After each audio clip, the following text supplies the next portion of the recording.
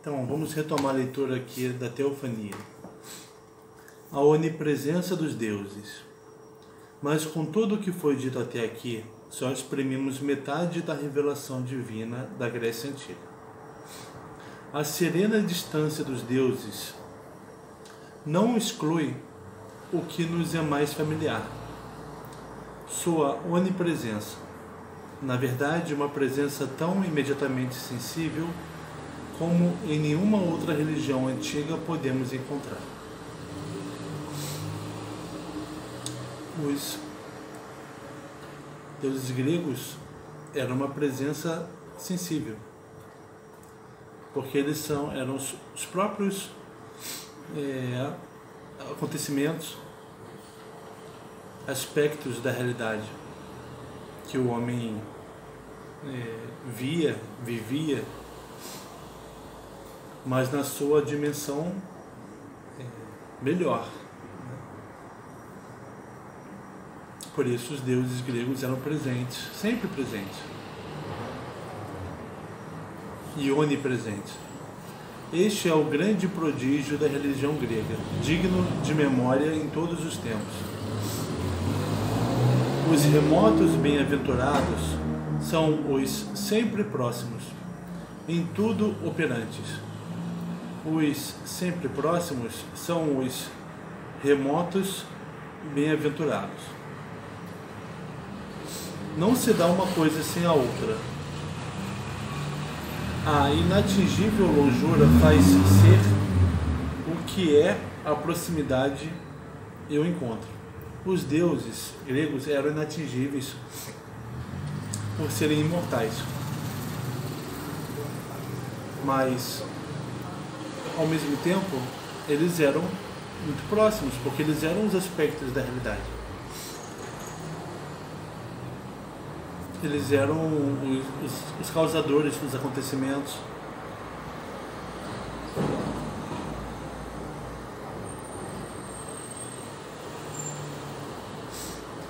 O Apolo, que, no fim do primeiro canto da Ilíada, rodeado pelo esplendor festivo do Olimpo, tange a lira, é o mesmo que, invocado por seu sacerdote, baixara do céu semelhante à noite, segundo lemos, para atacar com suas flechas mortíferas o acampamento dos gregos durante 9 dias e 9 noites. Apolo foi invocado pelo seu sacerdote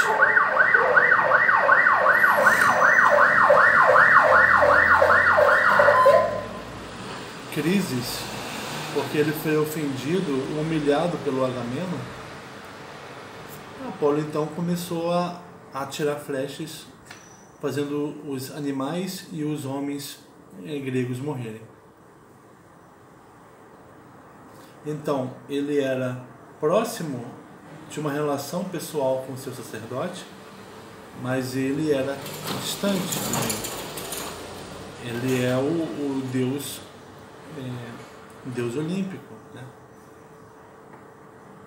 Era que sorriu a seu filho Hefesto quando este lhe entregou a taça, exortando-a a esquecer-se do destino dos mortais e compartilhar o júbilo dos celestes. É a mesma que, por ocasião da desavença entre os reis, quando Aquiles furioso estava a ponto de desembainhar a espada contra Agamemnon, enviou-lhes Atena, porque amava a ambos, Aquiles e Agamemnon, e com eles se preocupava.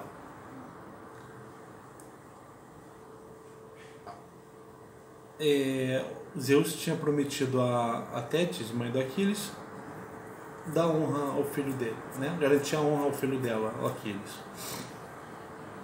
Então, para isso, ele teria que fazer os gregos começarem a perder a guerra.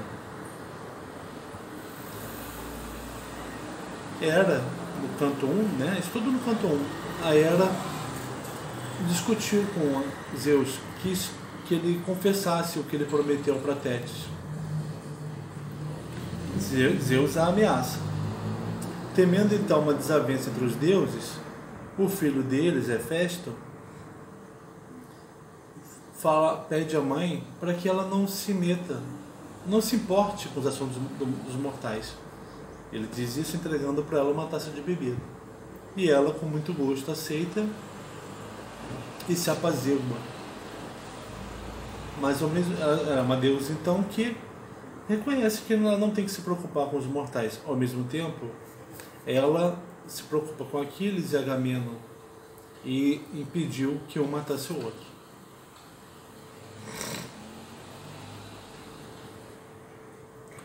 E no que o irado Aquiles já tirava a espada da bainha, Atena de súbito o tocou por trás, de forma que ele se voltou e seu olhar recaiu nos olhos cintilantes da deusa, que o exortou a conter-se.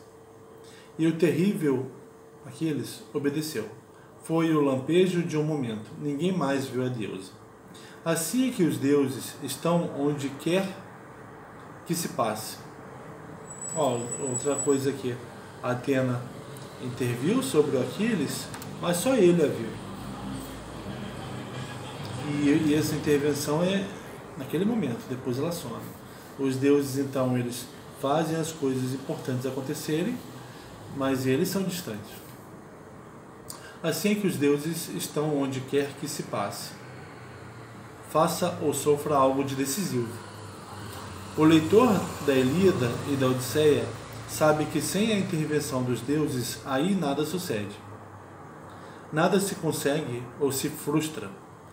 Mas ainda, nem mesmo se concebe uma ideia importante, sequer se toma uma decisão. De um modo geral, o protagonista apenas sabe que um deus ou a divindade interveio. Em muitos casos, porém, depara de forma tangível a pessoa divina, mas sempre a sós, sem testemunhas. Para os homens, a maioria dos homens que sofrem intervenção divina, eles sabem que um deus esteve com ele por um momento. Não sabe qual deus.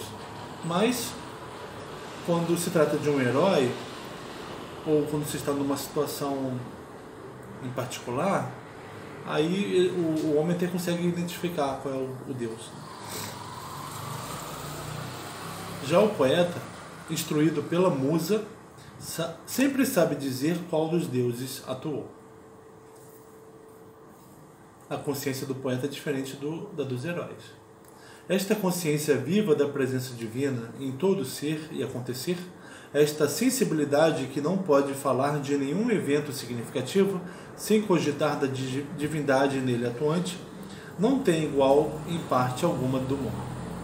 É de admirar que tantos, tendo se permitido fazer juízo despectivo dos deuses homéricos, nem ao menos tenham reconhecido com assombro a singularidade desta relação com o divino. Uma relação singular que os gregos tinham com seus deuses, de considerá-los sempre presentes e atuantes. Isso não é reconhecido, não é levado em consideração nem por aqueles que denigrem a religião antiga. A atuação universal dos deuses se verifica de um modo muito mais peculiar ainda do que se poderia crer a partir do que já foi dito. Esta ideia de que a divindade está presente e atuante por toda a parte até concorda com o dogma da religião de agora. Mas só com dogma, pois não vemos, como Homero via, o divino atuar em todo momento.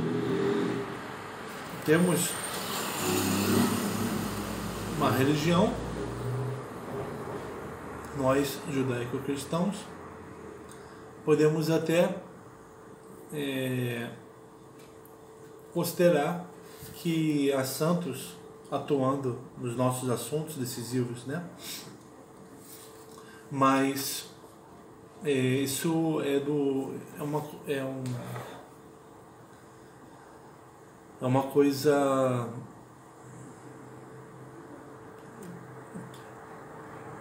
que move rituais, né? Mas esses deuses jamais são vistos pelo homem.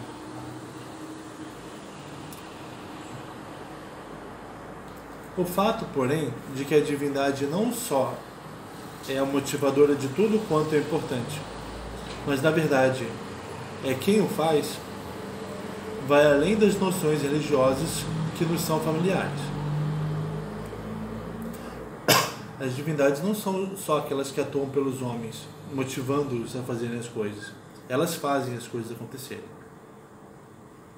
Contudo, é isso mesmo que sucede nas obras de Homero. Se Aquiles tivesse conseguido ferir o Agamemnon, uma Atena que teria feito a espada dele se encaminhar para matar o Agamemnon.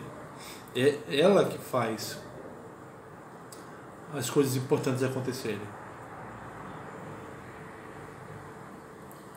Contudo, é isso mesmo que sucede nas obras de Homero. Assim como, a rigor, segundo já mostramos, as musas não ensinam o canto, mas onde quer que se cante, são elas a cantar. O Hesíodo não aprendeu o canto das musas, elas que falam através da boca dele, elas o capacitaram para isso, né? Assim também, o canto ocupa como fala a boca do poeta, né? Assim como a linguagem, ela tem lugar no homem.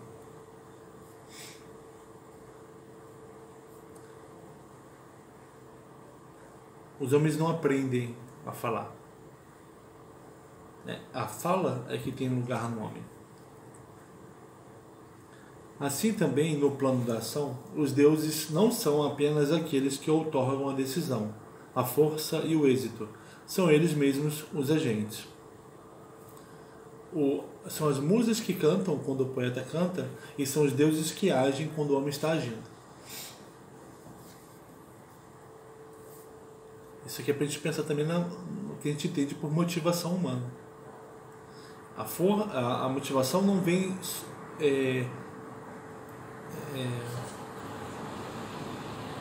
de um interior.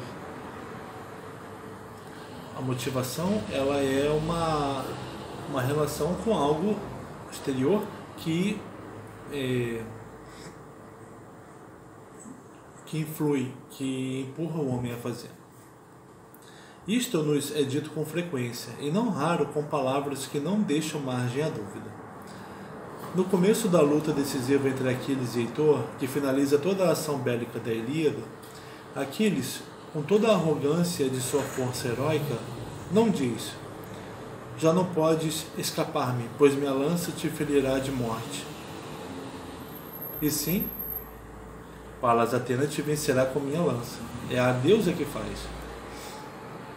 Pouco antes, a própria deusa aparecera a Aquiles para, empregando significativamente o pronome nós, dizer-lhe: agora nós daremos morte a Heitor, conquistando grande glória. Os deuses que fazem aquilo acontecer através dos homens. Por isso que isso é demonstrado na fala da Atena, dizendo que ela e o Aquiles é que darão a morte a Heitor.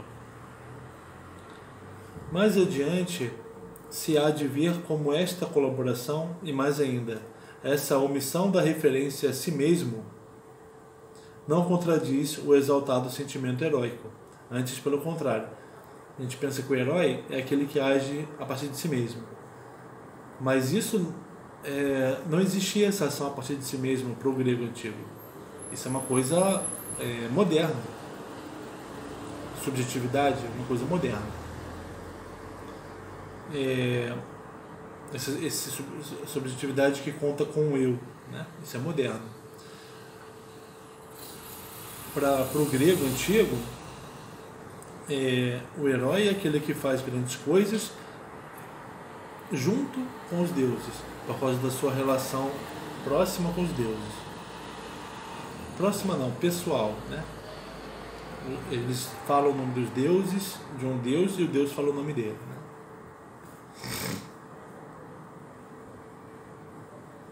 Também em situações de outra natureza, o fazer humano é propriamente um ato divino. Precisamente onde nós enfatizamos a decisão autônoma do homem, atribuindo-lhe o máximo valor, Homero vê a manifestação de um Deus. Naquilo que a gente acha que os homens fazem sozinhos, né? Aquilo que é obra máxima de uma capacidade individual, aí que o Homero vê que certamente tem um Deus fazendo com o homem, no mínimo com o homem, mas impulsionando o homem para fazer e fazendo aquilo acontecer.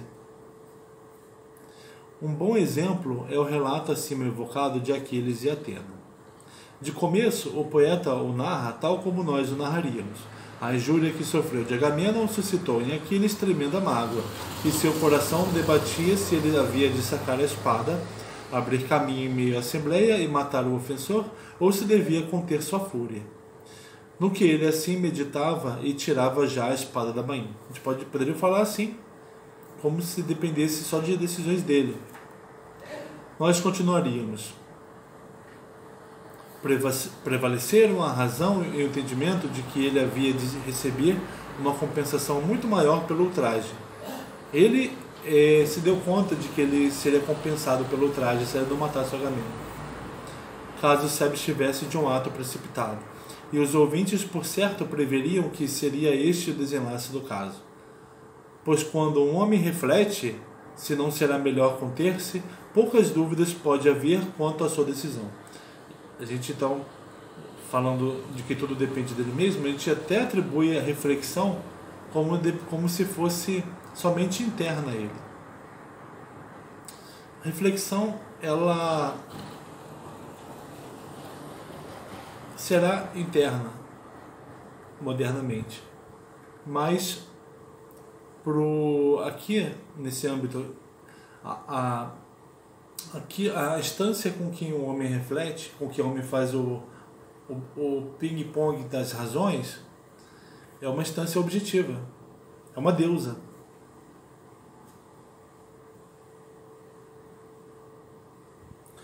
Mas ele ainda não a tomou, a decisão. E então nos é dito como veio a tomá-la. Atena desceu do céu, postou-se atrás do Pélida e segurou-lhe a cabeleira loura.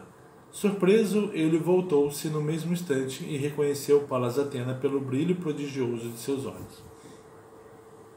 Então, a decisão dele só foi tomada com o aparecimento da deusa. Assim, o desenlace que nós atribuímos a uma decisão de livre-arbítrio se verifica pela aparição de uma divindade. Aqui então está sendo explicado qual é o exato momento da entrada da deusa. É quando o homem está passando pela situação, Aquiles foi profundamente contrariado, magoado pelo Agamenon.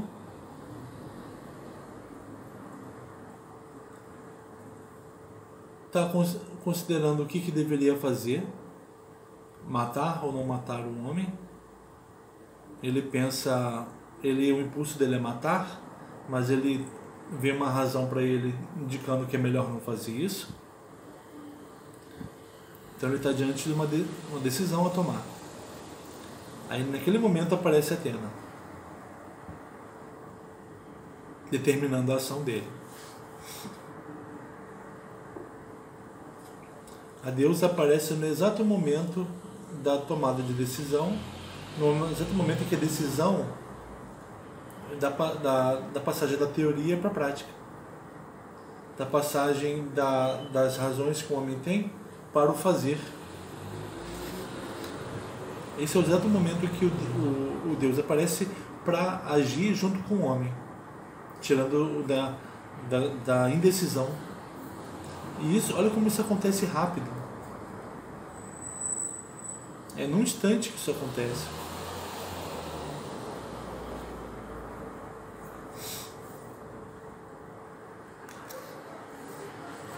Voltamos no próximo vídeo.